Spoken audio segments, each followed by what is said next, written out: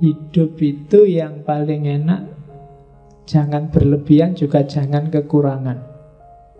Sak butuhe, sak perlune, sak cukupe, sak benere, sak mestine, sak penake.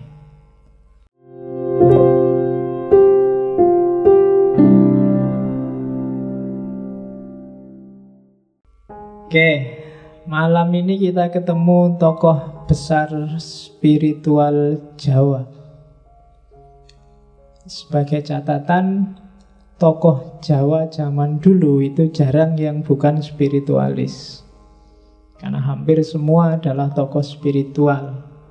Karena modus berpikirnya filsafat timur termasuk Jawa itu biasanya selalu masuk ke ranah spiritual dan moral. Beda sama Barat yang bisa berhenti di material dan fisik. Ki Ageng Suryo Mentaram ini tokoh abad 19 sebenarnya. Ketika Mataram masuk ke era-era, karena dia anaknya Hamengkubuwono ke-7. Dia salah seorang anak dari 79 anaknya Hamengkubuwono ke-7. Jadi Hamengkubuwono 7 itu punya anak 79. Ya, saya tidak tahu dari berapa istri, tapi luar biasa itu, sudah bisa bikin sak kampung sendiri. Itu kan 79 itu kalau nikah punya anak, apalagi sampai punya cucu, itu bisa sak kecamatan, dihuni oleh sak keluarga. Nama kecilnya Armaji, lengkapnya Bendoro BRM. BRM itu Bendoro Raden Mas Kudi Armaji. Ya, nanti belakangan ketika nanti umur 18 tahun diangkat jadi pangeran dan gelarnya Bendoro Pangeran Haryo Suryo Mentaram. Jadi Suryo Mentaram itu gelar, mataharinya Mataram. Itu ketika dia muda, umur-umur sekitar 18 tahun. Ya, karena dia bangsawan, ningrat, waktu kecil pendidikannya terjamin.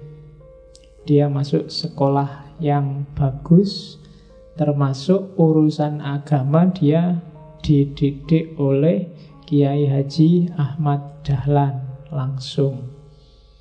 Jadi agamanya mantep, ilmu-ilmu yang lain juga mantep. Cuma Ki Ageng Suryo Mentaram ini orangnya gampang gelisah karena pikirannya tajam. Dan dia di keraton gak kerasan. Yang paling terkenal dari ceritanya Suryo Mentaram kan dia sampai tua nyari yang namanya manusia, golek menungso. Di keraton dia ndak ketemu manusia. Keluhnya nanti ra ketemu menungso. Dia nyari itu bertahun-tahun, nanti ketemunya sudah tua, ketika dia sudah nikah dengan istrinya yang kedua. Jadi dia lama dia nyari manusia. Termasuk ketika dia kabur, dia sempat kabur dari istana. Jadi ceritanya dia itu gelisah luar biasa. Kemudian minta sama ayahnya, sudahlah, jabatanku pangeran dicopot wae, nggak usah pangeran-pangeranan. Ayahnya nggak setuju. Hamengkubuwono 8 ini dia, ya ndak, ya pangeran, nggak boleh dicopot. Terus dia pokoknya pengen keluar istana, tapi ayahnya ini ngerti kalau dibiarin keluar istana hilang. Jadi pokoknya nggak boleh keluar itu. Bahkan ceritanya sampai minta izin naik haji aja nggak boleh sama ayahnya, karena khawatir nanti nggak kembali.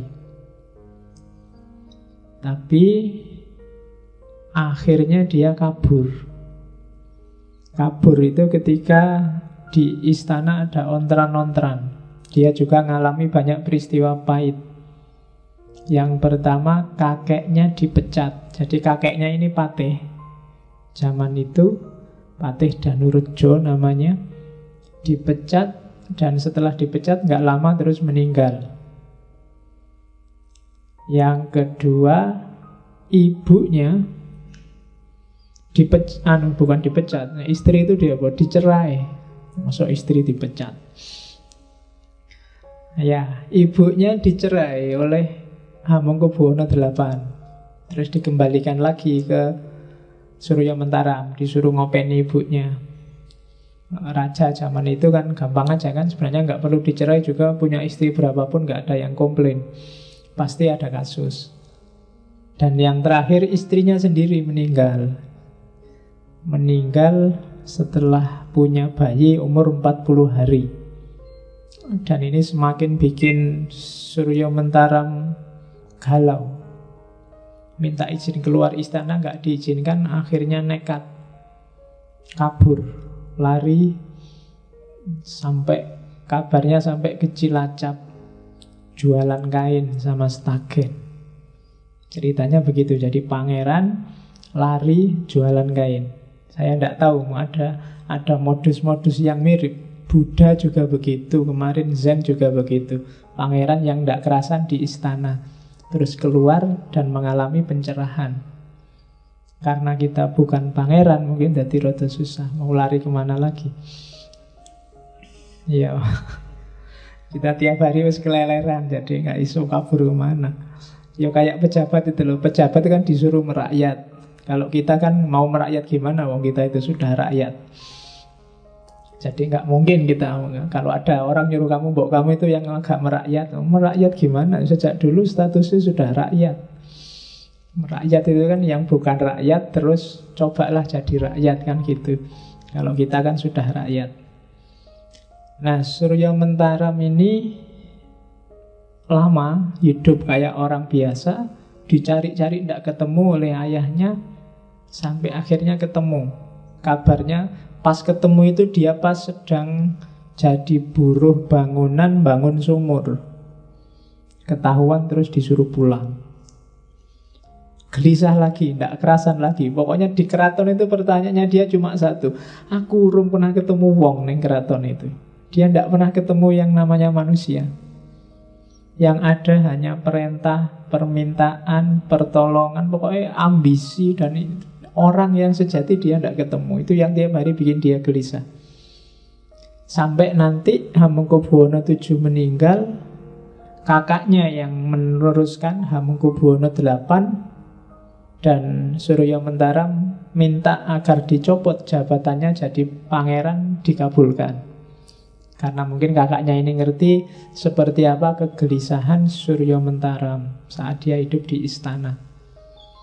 Kalau kalian baca ceritanya yang khas itu waktu Hamengkubuwono VII meninggal, itu semua pangeran ikut mengiringkan sampai ke makam Imogiri. Pakaiannya juga pakaian kebesaran pangeran. Ya kayak kalian lihat waktu pawai-pawai itu, hanya Surya Mentaram yang tidak mau pakai pakaian kebesaran pangeran.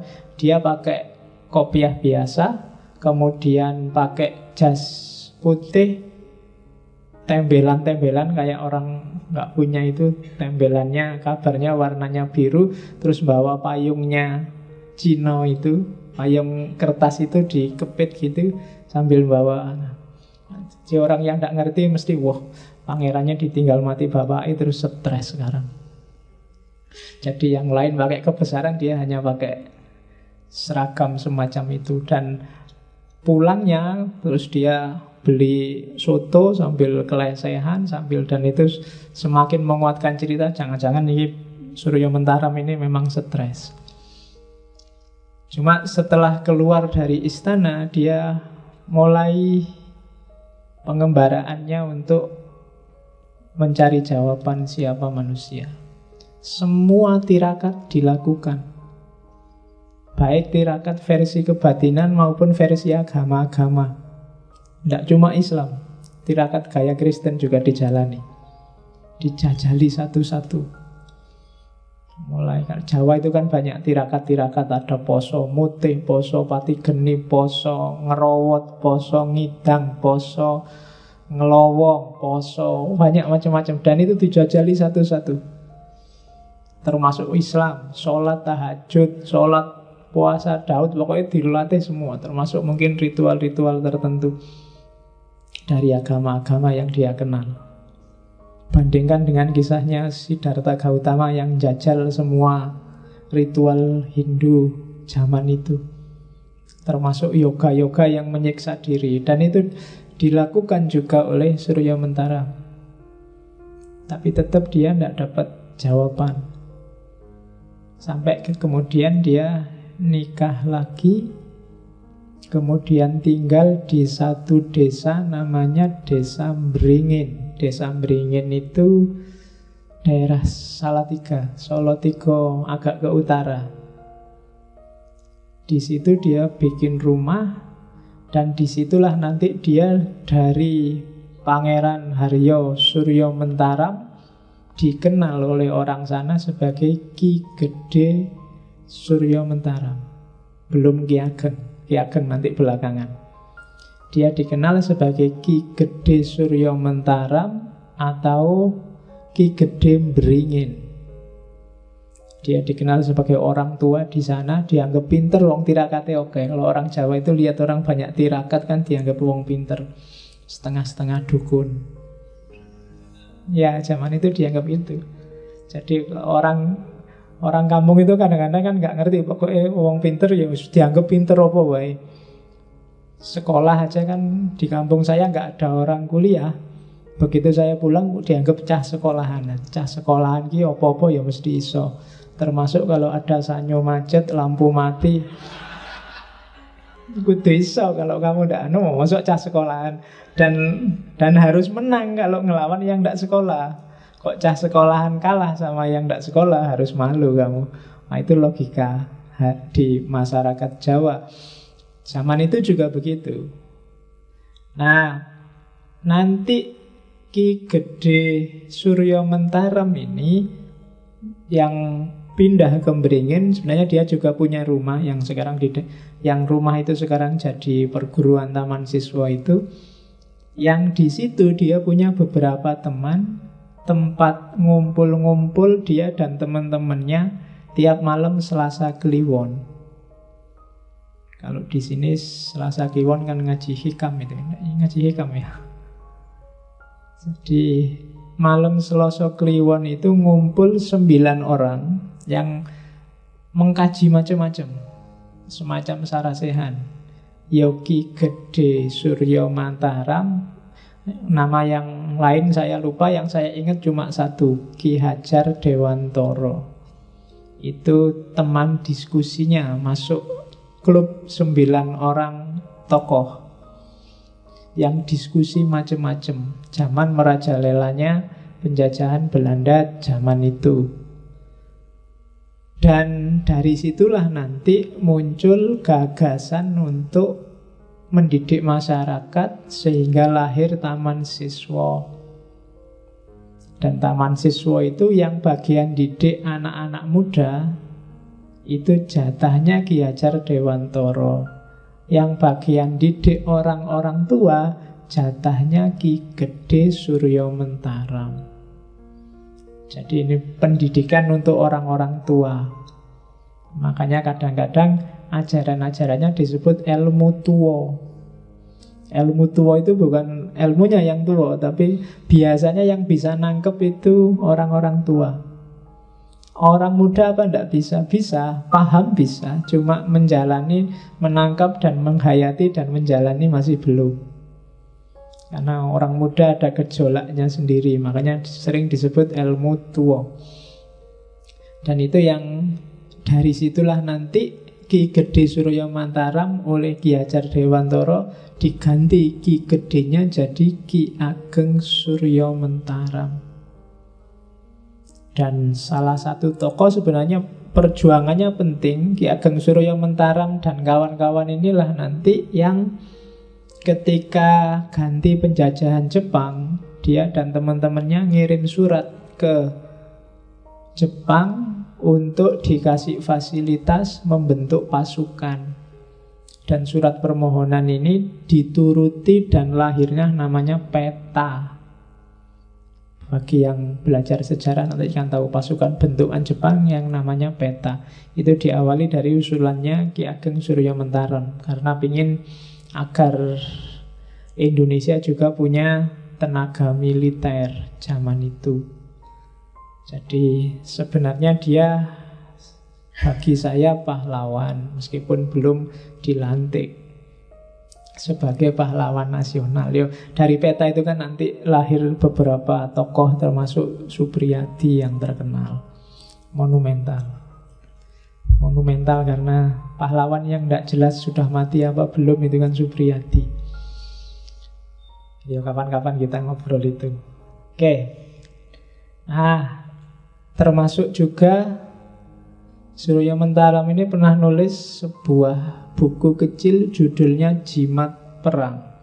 Dan itu nanti yang diberikan pada Soekarno. Dan Soekarno sering ceramah dengan bahan buku kecil itu. Cari di internet nanti banyak foto-foto ketika Soekarno konsultasi sama Ki Ageng Suryo Mentaram. Dan orang ini di foto manapun nggak pernah pakai jas, nggak pernah pakai baju apa, pakai baju koko apa, pakai belangkon, ndak. Ya kayak foto itu. Kemana-mana ya pokoknya pakai kostum yang kayak orang biasa. Nah, itu keistimewaannya Ki Ageng Suryo Mentaram. Malam ini kita hanya nyuplik salah satu konsepnya tentang kebahagiaan. Kadang disebut sebagai kawruh bejo. Ya, jadi bejo itu bukan untung ya. Kalau kamu sering memahami bejo itu kan untung, tapi bejo itu sebenarnya hakikatnya bahagia. Kalau untung itu kan seolah-olah kebetulan untung, tapi bejo itu bahagia. Jadi kalau orang bejo minum tolak angin iya, itu sebenarnya tidak logis, sudah bahagia kok mendadak minum tolak angin. Kecuali kalau sudah minum tolak angin pasti bejo. Itu kalau berani pakai itu tidak apa-apa. Tapi kalau dibalik hanya orang bejo yang minum tolak angin, itu yang secara logika banyak kontradiksi. Kawruh bejo. Mungkin setelah malam ini bisa diingat-ingat semua kajian yang lalu. Nanti akan terasa bahwa baik filosof barat maupun filosof timur, termasuk filosof Indonesia bahkan Jawa, sebenarnya kebahagiaan itu letaknya di situ dan semacam itu. Mirip-mirip semua. Oke, kita lihat ya. Ada apa? Ini keywordnya. Kalau masuk ke Suryo Mentaram, sebenarnya cuma ini aja selesai. Hidup itu yang paling enak, jangan berlebihan juga jangan kekurangan.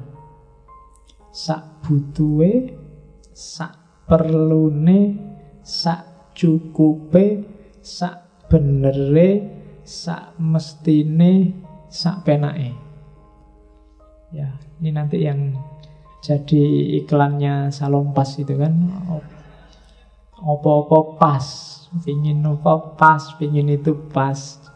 Jadi sebenarnya ini seolah-olah sederhana dan gampang. Cuma problemnya adalah banyak orang yang tidak ngerti takarannya sendiri.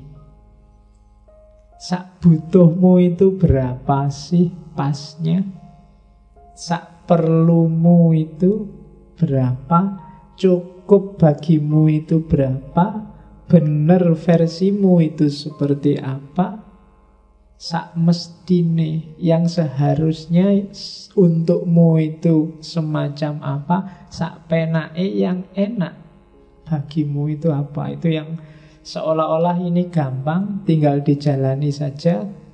Tapi kalau nggak ngerti ilmunya, nggak ngerti takarannya, bisa blunder, bisa kekurangan, bisa kelebihan. Misalnya seumur-umuran kamu ini, kira-kira seandainya dikasih uang, misalnya tak kasih, silahkan sebut jumlah uang yang kamu butuhkan.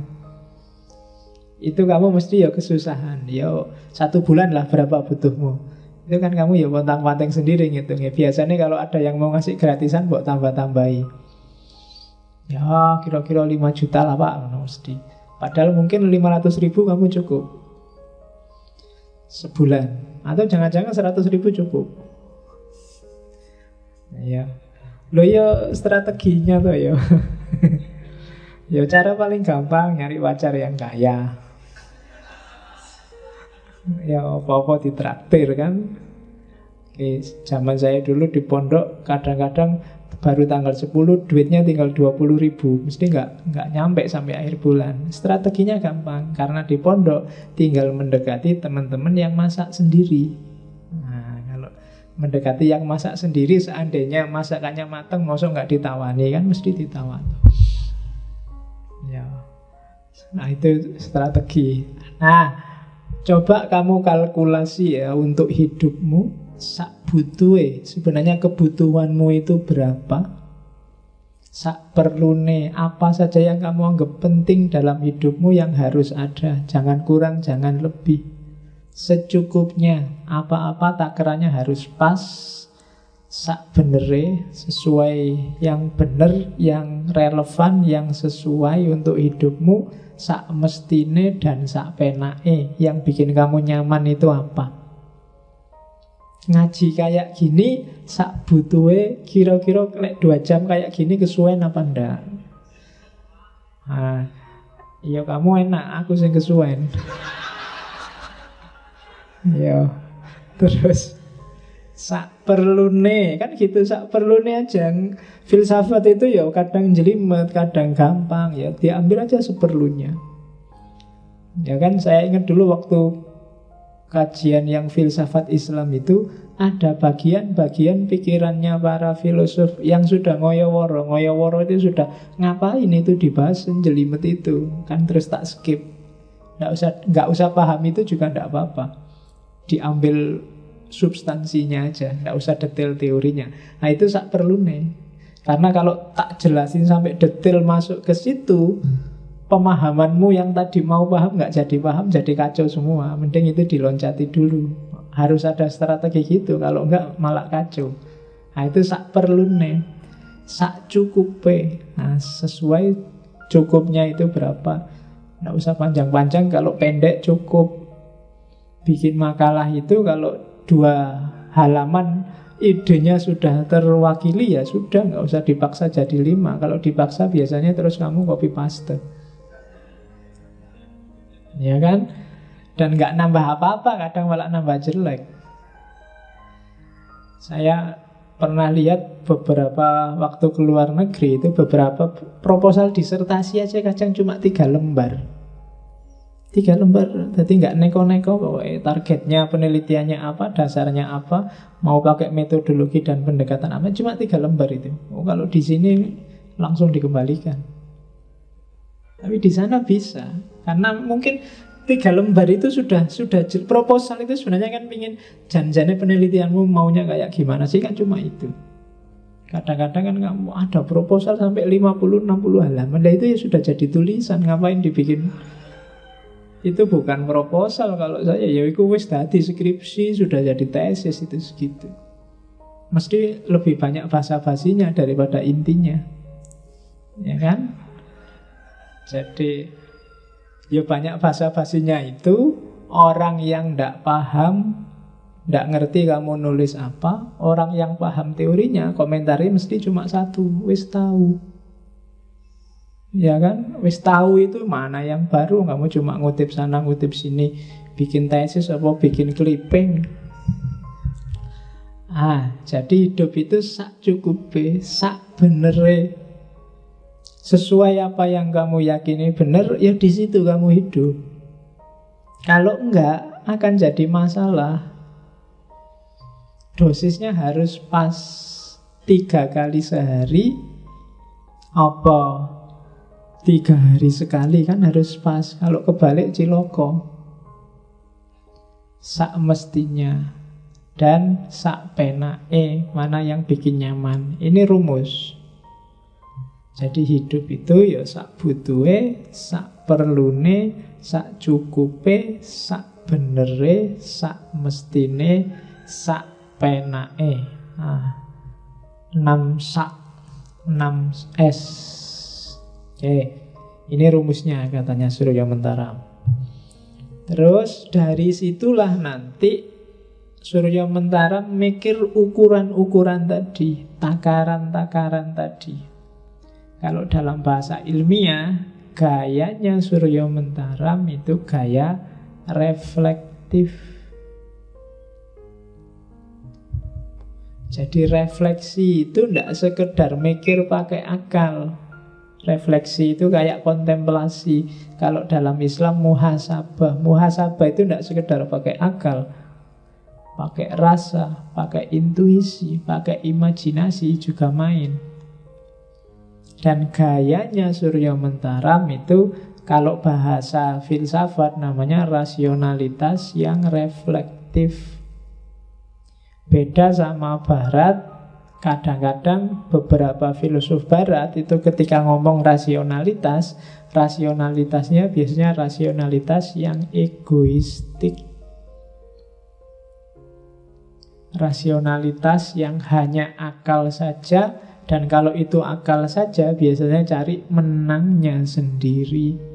Pikiranku lebih benar daripada pikirannya orang lain. Itu biasanya rasionalitas yang egoistik. Hari ini hampir semua pemikir, apalagi yang tampil di TV atau nulis di internet, itu gayanya biasanya rasional cuma egois. Karena waktu mikir yang terlibat hanya akal. Kalau akal itu kan satu-satunya jalannya biasanya pakai logika. Dan kalau logika itu biasanya hitam putih. Setengah lebih kecil dari satu, satu lebih kecil dari dua. Itu kan logika. Jadi kalau orang hanya pakai akal, hasilnya ya memang aku yang benar, yang lain mesti salah. Karena kalau ada yang ngomong beda dari setengah lebih kecil dari satu, dia pasti salah. Di situ kuncinya. Bukan berarti setengah lebih kecil dari satu itu ada salahnya, cuma itu hanya pakai akal saja. Kalau pakai rasa, kadang lihat konteks, itu bisa jadi setengah nggak lebih kecil daripada satu. Itu kan kayak ceritanya Konfusius sama muridnya yang dulu pernah tak ceritain waktu sesinya Konfusius itu kan. Jadi suatu ketika ada pedagang yang debat sama muridnya Konfusius. Katanya pedagang itu 3 kali 7 itu 27. Katanya muridnya Konfusius, lu sampean kok bodoh mana, SD kelas berapa, nggak ngerti. 3 kali 7 itu ya 21. Tapi yang enggak 3 kali 7 itu 27, 27. Gegeran lama terus udahlah, ditanyain gurumu aja, Konfusius. Dia mesti jawabnya 27. Taruhan ya, kita kalau kamu benar, penggal kepalaku. Cuma kalau aku yang benar, kamu tak cambuk 10 kali. Wis, karena dia yakin banget nek bener kan. Akhirnya begitu ketemu Konfusius, ditanya, guru, berapa 3 kali 7? Jawabannya Konfusius, 3 kali 7 ya 27. Iya guys, pusing muridnya, ini guru stres ini. Kemarin bilangnya 21, sekarang bilangnya 27. Terus akhirnya kan seneng itu yang pedagang. Bener toh 27, kamu nggak kayak gurumu sih. Akhirnya sudah, kamu dicambuk 10 kali.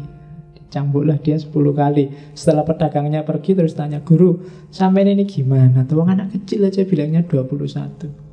Katanya gurunya, yo biar aja, mending aku ngomong 27 keliru dan nyawanya selamat, daripada aku ngomong 21 dia salah, kita kehilangan 1 nyawa. Jadi itu rasionalitas yang reflektif. Nggak cuma lihat mana benar mana salah secara akalnya, cuma situasinya. Lah taruhannya nggak imbang, satu tukar kepala, satu cuma cambuk 10 kali. Ya kan? Itu namanya mikir, pakai rasa, pakai imajinasi, harus main. Hidup itu kalau versinya Surya Mentaram, ya rasionalitasnya nggak boleh rasionalitas logis, rasionalitas egois. Kalau hanya itu, hasilnya mesti konflik. Orang merasa benernya sendiri masing-masing. Jadi rasionalitas reflektif, dan kalau memang masih mungkin naik kelas satu level, rasionalitas akomodatif. Rasionalitas akomodatif itu ya mikir, nyari bener semua fakultas pemikiran, fakultas caramu bisa menangkap pengetahuan, baik intuisi, naluri digunakan. Setelah itu dibuka, tidak kaku, akomodatif. Kalau ada orang punya pandangan berbeda, kalau ada orang punya versi sendiri, ya monggo, kita bisa nerima. Nah, itu namanya rasionalitas akomodatif. Jadi ada rasionalitas egois, kalau bisa naiklah kelas jadi rasionalitas reflektif. Kalau mungkin naiklah satu step lagi ke rasionalitas yang akomodatif. Jadi nggak sekedar nyari kebenaran, tapi juga bisa menerima apapun kebenaran yang ditemukan orang lain. Nggak sekedar merasa benernya sendiri pakai akal, tapi juga ngejar kebenaran pakai variabel yang lain. Mungkin pakai naluri, pakai intuisi.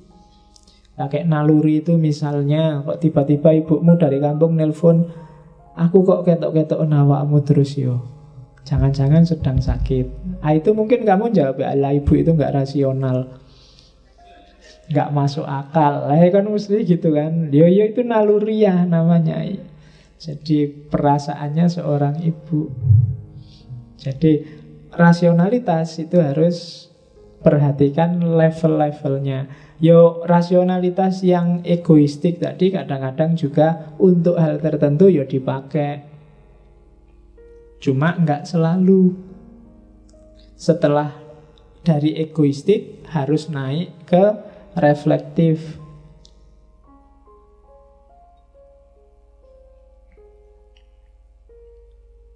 Misalnya tehnya panas. Loh, kalau rasionalitas yang egoistik kan tiba-tiba tak omong, teh panas man.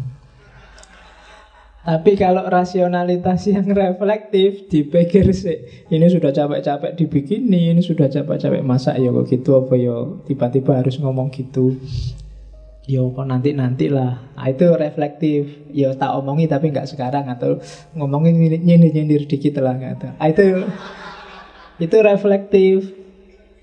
Kalau akomodatif, sudahlah nggak usah ngomong. Tiap orang kan takarannya beda-beda. Mungkin dia mikirnya ngajine 2 jam, kalau dikasih yang dingin nanti sampai akhir jadinya tambah dingin. Nah, itu akomodatif. Kamu bisa nangkep apa yang dia mau.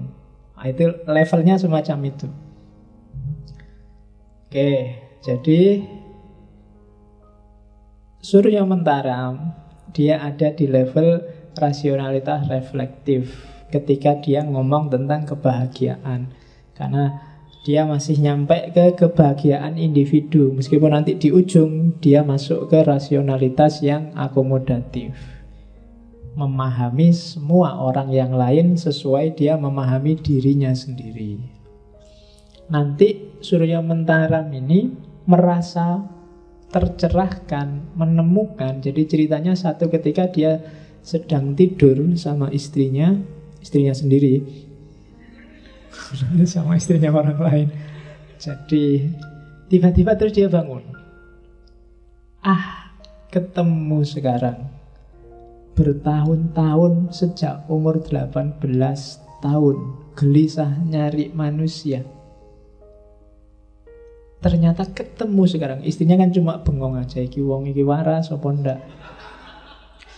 Jadi tiba-tiba ngomong sendiri, tidak sendiri, ketemu sekarang. Terus istrinya tanya, "Ya ketemu itu endi?" Terus saiki menungsone. Ya iki menungsone itu. Ya Surya Mentaram yang tiap hari gelisah, tiap hari sumpek, tiap hari nyari menungso. Ya dialah sendiri manusia itu. Jadi itu persis kayak René Descartes yang aku itu ada apa enggak sih? Akhirnya ketemunya kan dirinya sendiri. Ada, ya aku ini. Buktinya ada aku apa? Ya yang mikir aku itu ada apa tidak tadi. Berarti apa? Ada yang mikir. Kalau ada yang mikir berarti kan ada buktinya. Aku ada, yaitu yang mikir tadi, yang sedang meragukan tadi. Nah, mirip itu Surya Mentara merasa, ya yang gelisah tadi, yang tiap hari nyari jawaban, yang tiap hari sumpek tadi. Itulah dia manusia. Cuma tidak kayak Descartes, dia terus loncat ke ranah spiritual bahwa untuk memahami diri, untuk nemu orang, maka orang harus bisa ambil jarak dan lihatlah dirimu sendiri. Jadi kayak keluarkan dirimu dari dirimu, terus tolehlah lihat dirimu sendiri. Di situ kamu akan ngerti siapa dirimu. Di situ kamu akan ketemu pengetahuan sejati, ketemu manusia. Selama ini tidak ketemu manusia karena jadi satu, terlibat. Kamu tidak ngambil jarak. Ilmu itu bisa dipahami kalau ada jarak. Sesuatu itu bisa diketahui kalau ada jaraknya. Termasuk tentang diri. Muhasabah itu kan kamu agak misah dari dirimu terus mikir, ngapain tadi aku ya? Seharian ini apa yang sudah aku lakukan? Itu kan muhasabah, itu kan namanya ngambil jarak. Di situ kamu ketemu dirimu.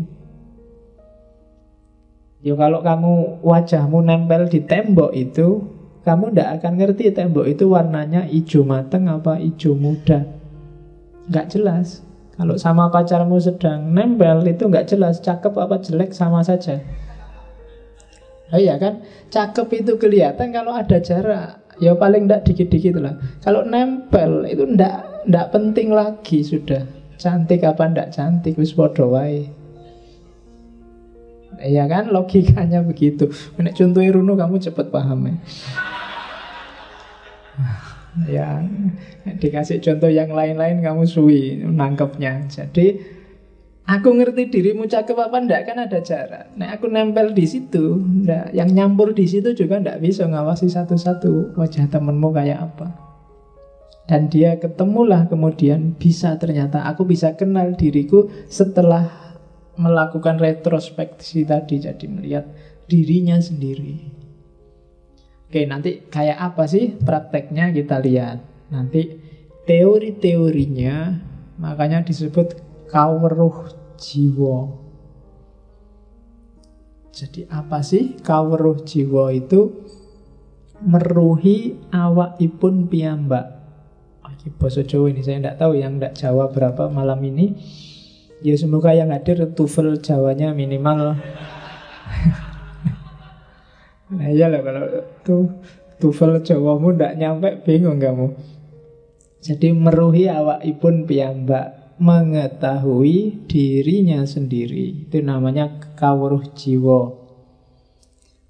Kalau orang, ini kan rentetannya kayak kemarin-kemarin sebenarnya arahnya. Kalau orang bisa memahami dirinya sendiri secara jujur, maka dia akan ngerti orang lain.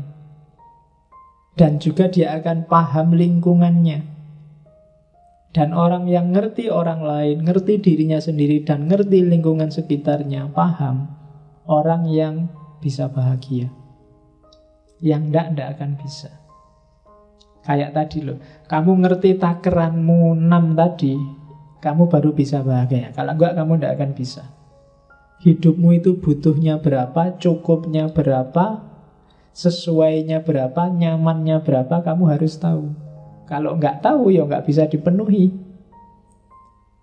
Jadi kawruh jiwa itu pahami dirimu. Dengan paham dirimu, kamu akan paham orang lain dan lingkunganmu. Dengan kamu ngerti dirimu kan, loh kayak digini ini tidak enak, berarti orang itu juga sedang merasakan tidak enak. Jadi dengan paham dirimu, kamu akan paham orang lain. Nanti kalau dilanjutkan kayak Ghazali kemarin, ya semakin kamu paham orang lain dan lingkunganmu, semakin kamu akan kenal Allah. Puncak pengetahuan. Dan di situ orang merasakan kebahagiaan sejati. Dan kebahagiaan yang sejati itu tidak tergantung waktu, tempat, keadaan. Boten gumantung papan, wekdal lan kawontenan. Kamu kondisimu seperti apapun, kapanpun, dimanapun bisa merasakan bahagia. Misalnya kamu dapat nilai E, contohnya dapat nilai E itu kan bikin kamu galau luar biasa. Tapi kalau kamu ngerti sebab musababnya, hakikatnya, galaumu mungkin berkurang. Oh iya, Neng, aku dapat E ya wajar saja. Wong dosennya ngomong apa aku ndak paham, dikasih soal ndak bisa jawab, tugas ndak garap, masuk juga jarang-jarang. Oh, berarti E itu masuk akal. Kamu kan nggak jadi galau. Ya kan? Oh iya, Neng, berarti ya wajar dapat A. Jadi dalam kondisi apapun, kalau pengetahuanmu hadir, kebahagiaan juga bisa hadir. Maka ketahui dirimu, kawruh jiwa, yaitu contoh fisiknya. Contoh batinnya ya banyak. Pahami gerak batinmu sendiri. Kalau kamu nggak bisa menangkap, ya kamu susah. Yang bikin kamu senang itu apa sih? Ngaji ini yang bikin kamu nyaman apa? Masjidnya, kopinya, ya kan? Apalah, pilih salah satu yang bikin kamu nyaman. Terus materinya atau yang datang, jangan-jangan ada yang sudah mulai lirak-lirik. Nah, kawruh jiwa itu penting, makanya kamu sadari dulu dirimu. Kalau memang yang bikin kamu nyaman kopinya, nah kan enak. Sewaktu-waktu takmirnya nggak menyediain kopi, ya kamu bawa kopi sendiri. Ya kan gitu teorinya. Jadi kalau yang bikin nyaman materinya, ya misalnya kamu, wah ini materinya kok gitu terus, pinginnya materi ini, usul aja Pak, mau materi ini sekali-sekali ya. Nah, itu biar kamu nyaman. Kenapa kamu bisa usul? Karena kamu ngerti yang kamu mau. Jadi itu kawruh jiwa namanya. Dengan itu kamu akan bisa bahagia. Kalau yang bikin nyaman kamu kopi, terus takmirnya nggak ngasih-ngasih kopi, dan kamu diem aja nggak bawa kopi, pasti ngaji ini bikin kamu nggak nyaman. Nggak bahagia kamu ngaji karena nggak ada kopinya. Jadi teori hidup itu semacam itu, katanya Surya Mentaram. Ketahui dirimu. Kawruh jiwa itu kalau pakai Sokrates, ya kenali dirimu. Semakin kamu kenal dirimu, semakin kamu mungkin bahagia. Tapi semakin jauh pengenalanmu atas dirimu, semakin jauh juga dari kebahagiaan. Terus teorinya lagi dikenal dari Surya Mentaram, namanya pangawian pribadi. Jadi pangawian pribadi itu pelajaran tentang diri sendiri. Barang siapa mempelajari dirinya sendiri, sebenarnya dia sedang mempelajari manusia dan kemanusiaan semuanya. Jadi nggak usah jauh-jauh belajar tentang manusia dan mencari manusia, pelajari dirimu. Kesalahannya Surya Mentaram selama ini, dia nyari manusia keluar dari dirinya sendiri. Padahal manusia itu ada dalam dirinya sendiri. Makanya tiba-tiba tidur terus bangun, ketemu sekarang. Selama ini terlalu sibuk nyari keluar. Dianggapnya yang bikin nyaman itu sesuatu yang di luar diri. Padahal enggak. Yang bikin nyaman itu dirimu sendiri. Maka pelajarilah pangawian pribadi. Pelajarilah dirimu sendiri. Pelajarilah hakikat dirimu. Dan hiduplah, katanya Surya Mentaram, saiki ing kene lan ngene. Jadi kunci pertama pangawian pribadi itu, kita harus hidup sekarang, di sini, dan begini. Sekarang berarti nggak harus galau karena masa lalu dan khawatir tentang masa depan. Engkene berarti hiduplah di sini. Kalau kamu hidup di Jogja dan pikiranmu di kampung, pasti kamu tidak bahagia. Nikmati kedisinianmu. Itu susah ya bahasa Indonesia, kedisinian itu. Ya, pokoknya nikmati hidupmu sekarang di sini. Kadang-kadang kan kebolak-balik kita. Waktu di Jogja terbayang-bayang kampung halaman. Waktu mudik di kampung halaman pingin cepet-cepet ning Jogja. Kapan senengnya? Hiduplah di sini sebagai di sini, bukan hidup di sini sebagai di sana. Kalau di sana ya di sana, di sini ya di sini. Dan sekarang,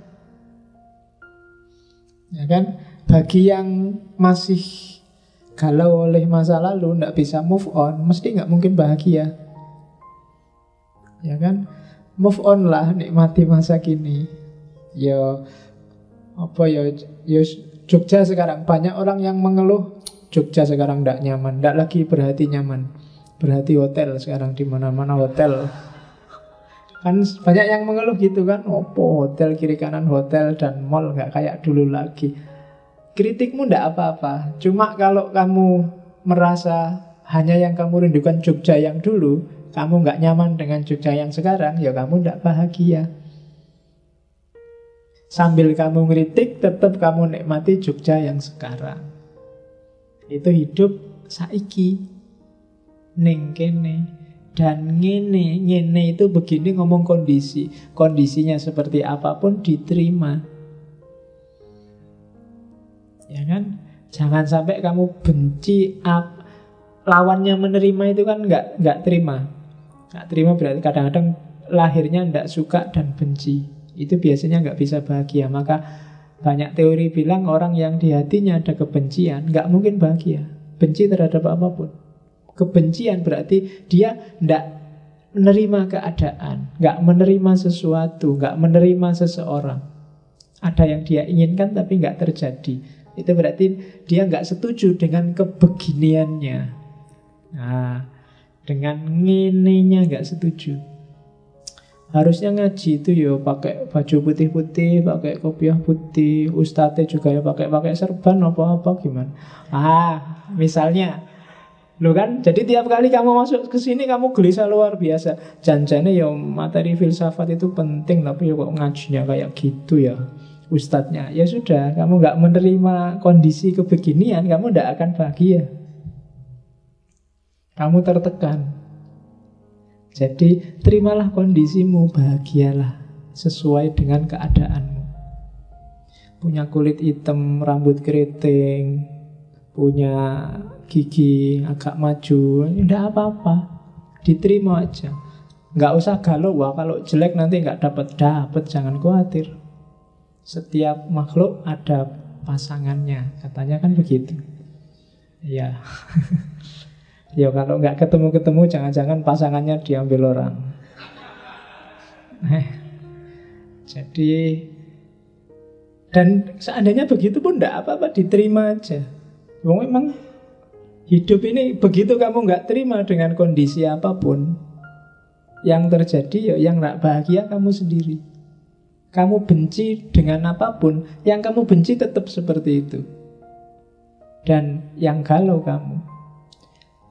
Kalau kamu nggak terima rambutmu keriting, yang sumpek kan kamu sendiri, rambutmu tetap keriting. Ya kan? Emangnya dengan kamu sumpek terus rambutmu tiba-tiba lurus, kan enggak? Ya tetap kayak gitu keriting. Dengan kamu nggak terima kulitmu hitam, kan yang sumpek dan susah kamu sendiri. Duitmu habis beli pemutih, nggak putih-putih. Kamu stres dewe gara-gara pengen putih. Ya salahmu sendiri. Mbok coba kemarin diterima, ndak apa-apa kulit hitam ya wis. Ireng ora apa-apa, sing penting elek. Double itu ya, tapi ya diterima aja. Iya, ndak masalah. Kalau kamu nggak terima ngene, wis pokoknya stres kamu. Diakui aja kalau kamu itu ndak pinter, ndak cakep, ndak, tapi kamu nikmat. Ya kan? Tapi kamu menerima dan bahagia dengan semua itu. Karena kebahagiaan ndak tergantung itu semua. Tergantung caramu tadi memahami diri, memanage, memenuhi kepentinganmu. Itu namanya pangawian pribadi. Pahamilah dirimu.